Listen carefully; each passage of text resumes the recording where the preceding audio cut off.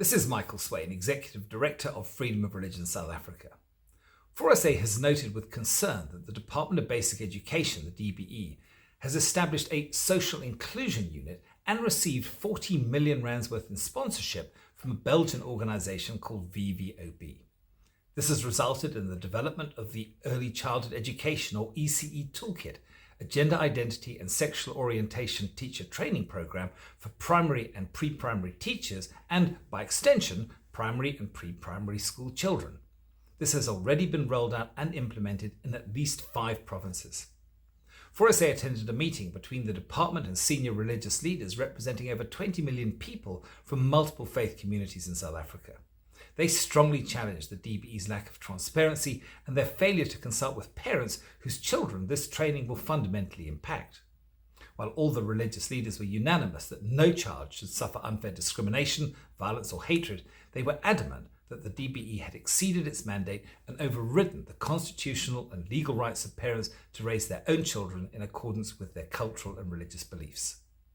In particular, they believe that this ECE Toolkit presents a single ideology and worldview on sex and gender that is quite deeply controversial, scientifically unproven, and medically contentious. They strongly disagree with teaching young children about sex and gender at a life stage when they simply do not have the developmental capacity to process this information correctly. They contend that this amounts to a form of age-inappropriate sexual awakening and to ideological indoctrination that is harmful to children and subverts directly the views and values traditionally held by many parents and communities. At the meeting, 4SA reminded the DBE that both South African and international law give parents the primary right and responsibility for the education of their children. In fact, the DBE's own white paper on Education 1 recognises parents' right to be consulted by the state authorities and their inalienable right to choose the form of education which is best for their children, particularly in the early years of schooling.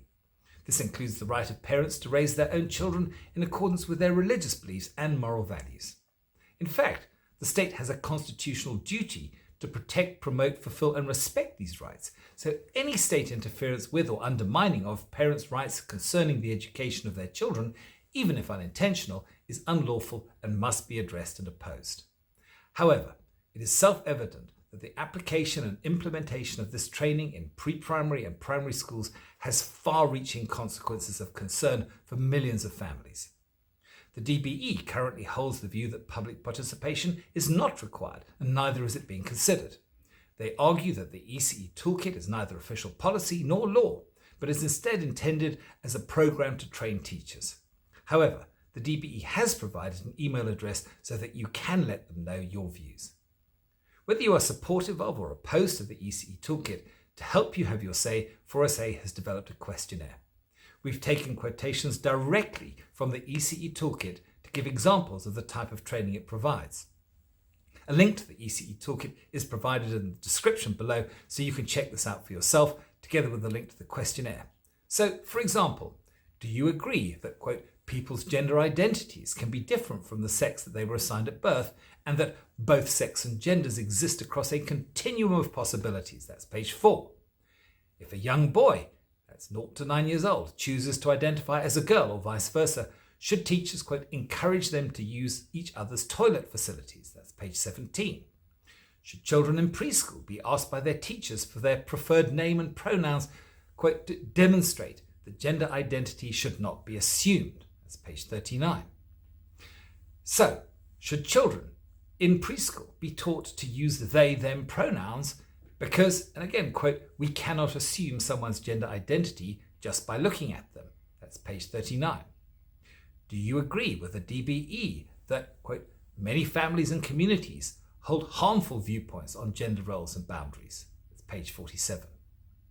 Would you agree that children in preschool should be helped by their teachers to, quote, break free from harmful gender stereotypes that hold them back in life? That's page 9. And finally, should teachers even be allowed to teach children any views or values that undermine the religious beliefs and moral values that their parents want to pass on to their own children? The questionnaire also allows you an opportunity to support or oppose the demands of the coalition of religious leaders and the communities that they represented.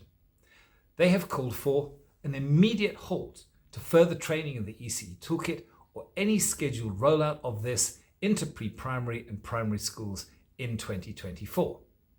They have called for broad-based consultation and public scrutiny from teachers' unions, school governing bodies and theological bodies that represent the best interests of the children, their parents and the religious communities. And they've also called for the establishment of a family values unit within the department to help balance and work alongside the social inclusion unit to ensure that the diverse views of all South Africans are considered, which is true inclusivity.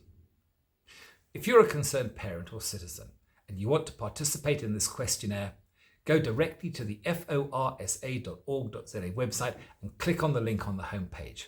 Have your say and make sure that your voice is heard in the battle for the minds and hearts of the next generation. Thank you. This is Michael Swain of 4SA. Remember to like and share this video and then click on the subscribe button to make sure that you never miss our video updates on vital religious freedom issues.